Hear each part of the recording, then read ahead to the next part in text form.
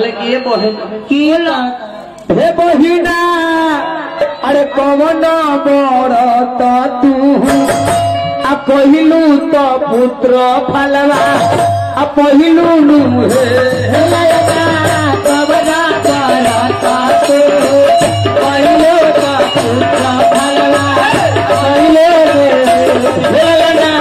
कौन बड़त तू पहिलू पहिलू नुहे हेलना कबरा करता तू पहिलो का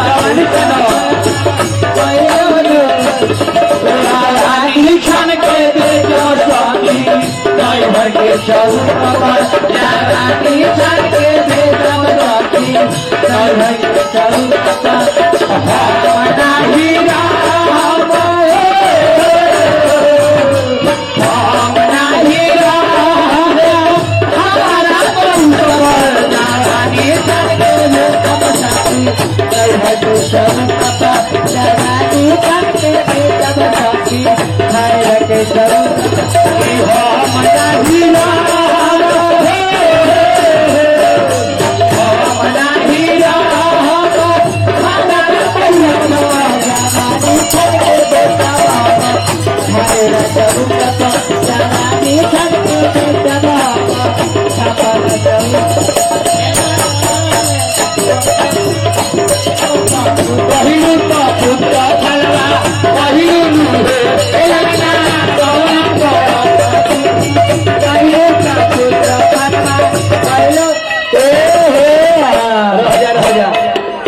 लड़की के पापा के तरफ से 200 रुपए के पुरस्कार भइल बा।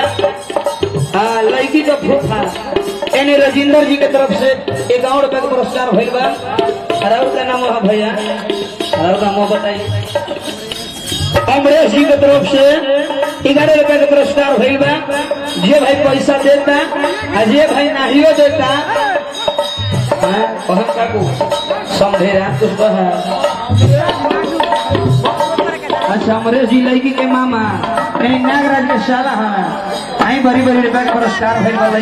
लड़की के मामा जी के तरफ से। लेकिन लड़की के मामा जी के मामा नहीं और काम हो करते रहे चाहे लपेटले रही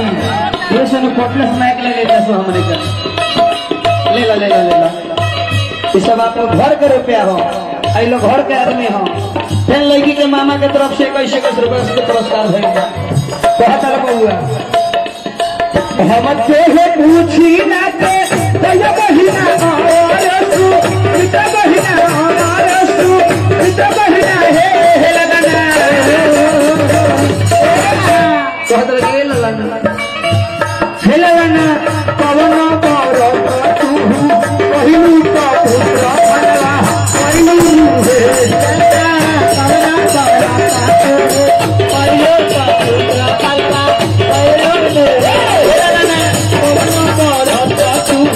पहिलू का पुत्र फलवा पहिलू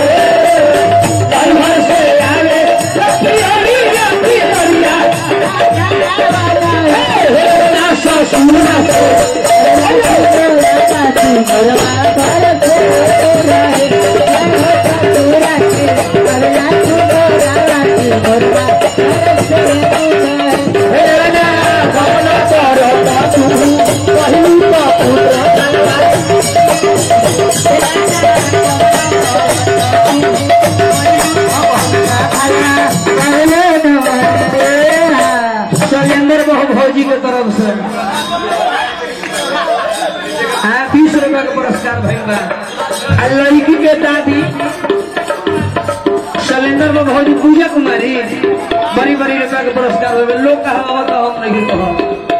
आ लड़की के जरा ब्लॉक्स में गावत तानी उनका दादी यानी कि 12 रुपए बाबू हुआ हमने का समधी राम के तरफ से समधी के तरफ से रुपया बा सत्येंद्र बाबू भौजी के तरफ से 20 रुपए का पुरस्कार भेल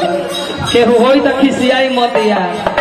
हमने के रुपया लेके कुछ कह सकता नहीं है गलत बात छोड़ के सखी लोग कहते बाबा सुनील भैया बरता में कोई नहीं है करसी दे आरसी के कारण दे आरसी के कारण है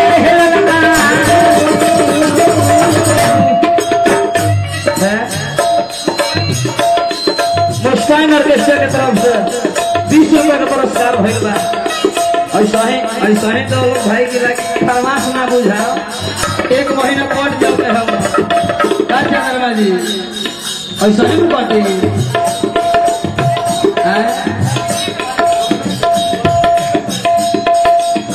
बरसा में कोई नहीं है करस दे आरसी के कारण दे आरसी के कारण है लगना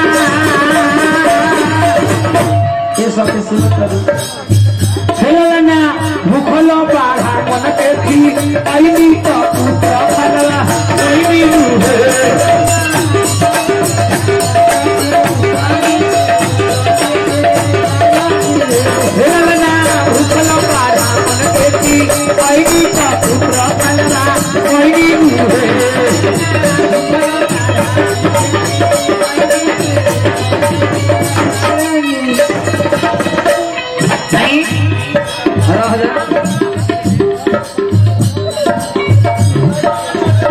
राहुल कुमार के तरफ से रुपया बबुआ बड़ी बड़ी रुपया का पुरस्कार भइल बा बैंड मुस्कान ऑर्केस्ट्रा के तरफ से 21 रुपया का पुरस्कार भइल बा सुभाष तो भौजी के तरफ से खाली भौजिए के तरफ से होता भैया लोग की तरफ से नहीं जय हो भौजी जय हो लाल दुपट्टा हवा के झोंकों से लाल दुपट्टा पिया में दे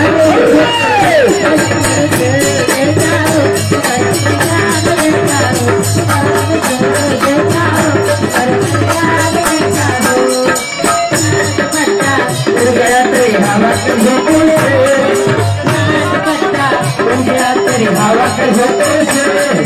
तुझको पिया न दे लिया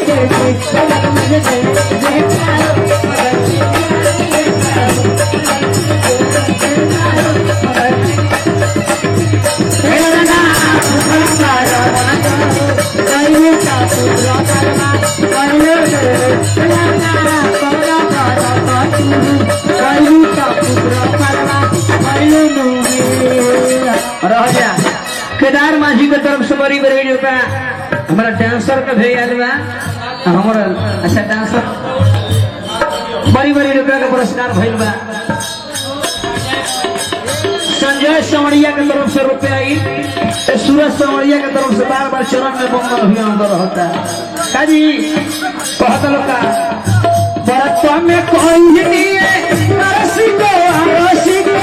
कारण को रसी को कारण है ललना सूरज कुमार माझी के तरफ से 11 रुपए का पुरस्कार भइल बा हमार मित्र हम के तरफ से हे ललना अरे भूखल बाढ़ा मन के अरे खियनी तो पुत्र फलवा अरे पहिनी नु हे